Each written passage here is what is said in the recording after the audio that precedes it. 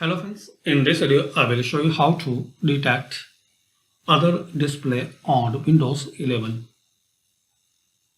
So firstly guys, click on Start. Here guys you have to find out settings. If you not see here, so search settings. Open settings. Now click on System. Now here click on Display.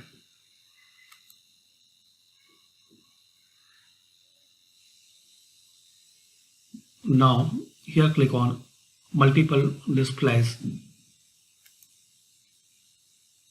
Now here guys you will see underneath multiple displays setting detect other display. So just click here detect.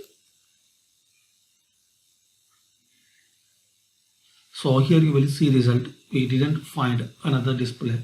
In case another display is connected, so you will see here. In my case it's not connected in a display, so didn't find another display. So this is the basic way to detect other display on your Windows 11. Thanks for watching.